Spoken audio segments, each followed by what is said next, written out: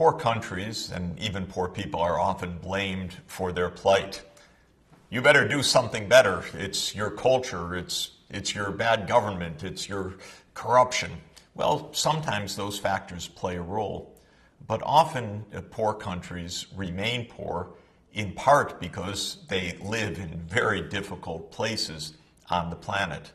Physical geography is one of the 7 main categories for a good differential diagnosis of economic development, though it's one that strangely is often overlooked by economic practitioners.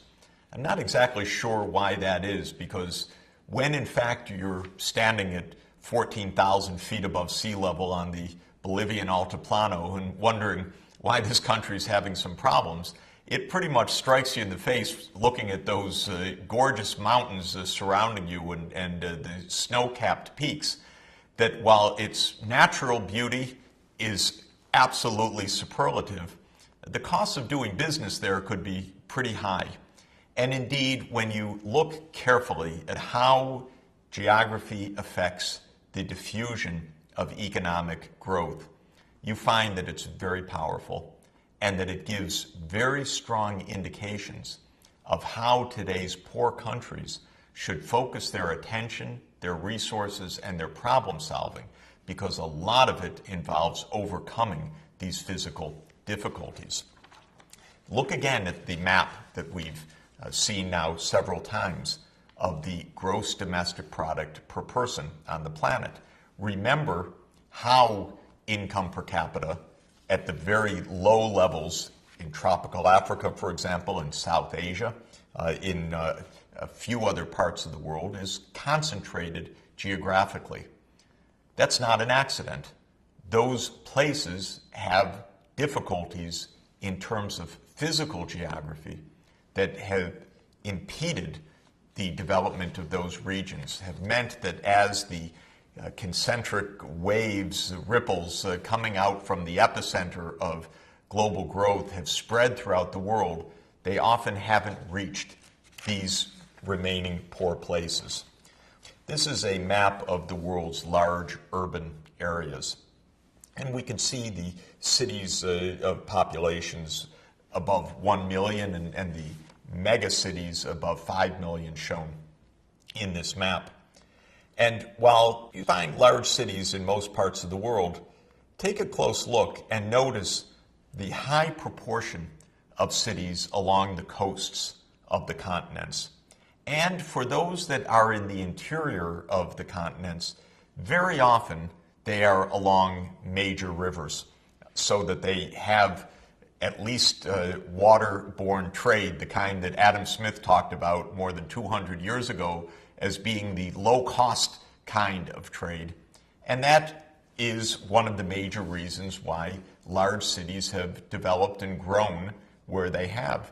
Being on the coast, being near ports, being near major rivers has been the key to a vibrant economy with a division of labor that promotes productivity and that allows for economic growth because of access not only for exports to world markets at competitive costs, but also for the ability to buy inputs from the rest of the world and bring them for processing or for local use. Now, if we identify the major ports of the world and then ask about the proximity of the world's populations to those ports, we learn some very interesting things. Have a look at this map where each black dot is a major port. And one can then look at the distribution of world's population within each country and ask how far is that population from the nearest port. If it's a landlocked country, there's an added problem. There is a nearest port, but the nearest port, by definition, is in someone else's country. So not only do you have to go overland to reach that seaport, you have to cross a political border as well. And that can be a major hindrance. In the map that you're looking at, countries are shaded according to the average distance of their populations from the closest port to each part of that country and then averaged over the country. You can see that the places in Western Europe, in the United Kingdom, in the Arabian Peninsula, along the eastern coast, the United Arab Emirates, Oman, these are places almost by definition right at the port. These are countries that are advantaged by very low-cost transport conditions. England, with its many rivers, with its coastal access, and London as a city on the Thames, able to engage in great international trade, was made possible because it has the advantage of a great river and great access to world trade. But the large continental countries, take Russia, shown in red here, meaning that its populations are very far from the closest port, have a big disadvantage. And Russia did not develop a lot of trading cities. There's St. Petersburg up in the Baltics, but for most of Russia, the cities are land-based and face huge overland transport conditions. Have a look at Africa.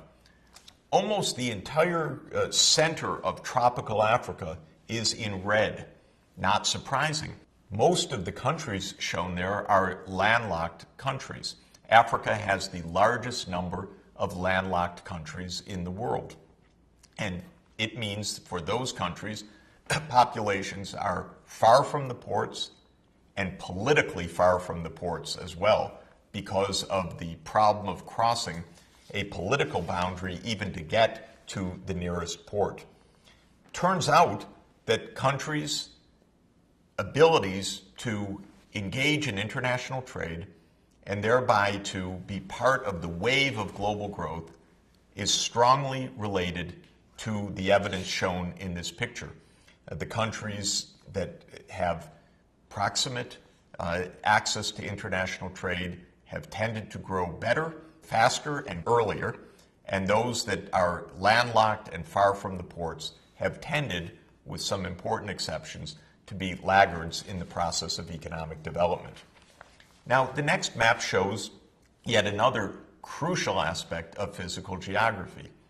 We know that energy is at the core of the ability to engage in every economic activity, whether it's farming, industry, services, transport, home conveniences.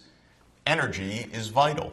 And we know, indeed, that the steam engine really represented the whole takeoff of the Industrial Revolution, because for the first time in human history, humanity could use coal and thereafter fossil fuels more generally, coal, oil, and natural gas, as a major source of energy for the world economy. That gave a profound impetus to modern economic growth. But the distribution of these fossil fuels that have been so important for the world economy over 2 centuries is highly varied. Some parts of the world are blessed with massive deposits. Other places in the world have almost none. In the 19th century, coal was king. We did not yet have in the economy even the internal combustion engine in the automobile using oil. And so coal was absolutely central for industry through the steam engine, for transport through rail and steamships and so forth. But look at the map. Who has coal? Who doesn't have coal? Well, England, of course, has it. Western Europe has lots of coal. The United States, Russia, Africa. Very little coal, almost none in tropical Africa. That's no accident of politics or culture. That's a matter of deep geology. When the coal was formed through tens of millions of years, the African continent was in the wrong place with the wrong climate and the wrong conditions to generate coal over the Earth's history. And the result is that when the steam engine was developed in the late 18th century, Africa had no local coal that it could use. And even when countries tried in Africa, such as Egypt and North Africa, in the middle of the 19th century to develop industry based on imported coal. The costs were just too high of transport to be able to make a go of it. So the deposits of resources, a pure accident of geography and geology, can make a huge difference. The next picture I'd like you to look at is another map of the world. This doesn't look like a map of the world at all. This is not the shape of the planet as we know it. It is the shape of the planet if each country is given the size of its oil reserves. And what you see here, of course, right at the center of the map is Saudi Arabia with its massive reserves of petroleum. And you see other large countries on this world map, which doesn't look like a world map: Iraq, Kuwait, Iran, Venezuela. There's major world reserves. The United States shows up there. It's used up a lot of its historical legacy of reserves. Where's Africa? It barely shows up on the map because only a few places in Africa, Nigeria and Angola, and now a few finds in other parts of Africa, have given Africa the home-based potential of petroleum. And when one measures these reserves relative to the national populations, of course, the differences are even more vast. Some countries have massive reserves per capita, a country like Kuwait. That leads to huge income per capita. Other countries like Mali or Niger or Chad have populations with no oil to speak of, or just tiny amounts, and they have suffered from the absence of traditional fossil fuel energies of any kind. They have something up their sleeve now with modern technology, lots of sunshine. So solar power could be a great breakthrough in the age of sustainable development for many countries that were unlucky in the sense of not having the fossil fuels to give them the local energy resources for their development. There's another aspect to geography that makes a huge difference, and that is climate. Not surprising, because we all need food and water to survive, to thrive, and climate has a huge effect not only on the quality of our lives, but on the ability to grow food for our sustenance. You're looking at a climate map of the world. I find this map quite beautiful. The colors, the variation around the world, it's quite complicated because climate scientists have created many climate classification systems. The Köppen-Geiger system that's shown in this map is one that I prefer. The pink and the red areas are the warm tropical areas. They have very distinctive challenges in food production and in disease burden, where many diseases such as malaria thrive.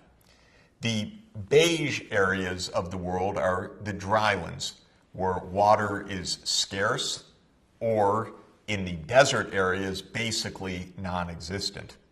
And dry regions have the very particular problem of growing food, and they have particular vulnerabilities to extreme poverty by the difficulties of food production. The light green and the dark green areas are the temperate zones in this climate system. They tend to have winters and summers, and most of them have pretty plentiful water throughout the year, though the particular kind of temperate climate varies. Most of the high-income economies of the world traditionally have been in these temperate zones.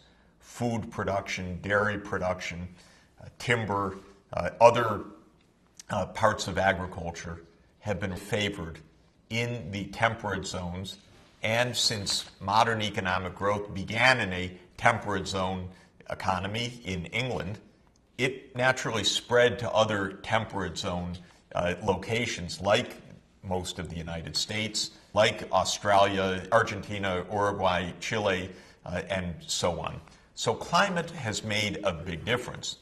And in the next map, you'll see one of the reasons why climate is so powerful, not only for food production, but for the location of disease burden. Malaria is a disease that in the rich world we may read about but don't experience firsthand, except on visits to tropical locations. And that is because of the physical environment. It's a disease that is only transmitted when temperatures are above about 65 degrees Fahrenheit. In cooler climates, you don't get malaria transmission. And in the very warm places that are warm all year round, such as tropical Africa, you can have very high year-round malaria transmission. Well, we know, as we're reminded of a child being tended for malaria, that repeated bouts of malaria not only claim vast numbers of lives, still hundreds of thousands every year, but they debilitate societies unless the disease is controlled. Children don't finish schooling. If they survive, they may have long-term difficulties and liabilities as a result. And so in this way, we see that climate has very subtle and often very insidious ways of holding back economic development. There's good news, of course. A disease like malaria and many other tropical diseases can be brought under control, but it's an extra challenge, an extra expense. It's one of those things that needs to be targeted if we are to succeed in sustainable development. Geography is not deterministic. It's not true that a difficult geography prevents development, but geography conditions economic development, and unless we understand it, focus on it, and target the problems that can result, countries can get stuck. If we pay attention to the lessons of geography, however, we can help spring countries now stuck in poverty from the poverty trap and enable them to get onto the path of economic development.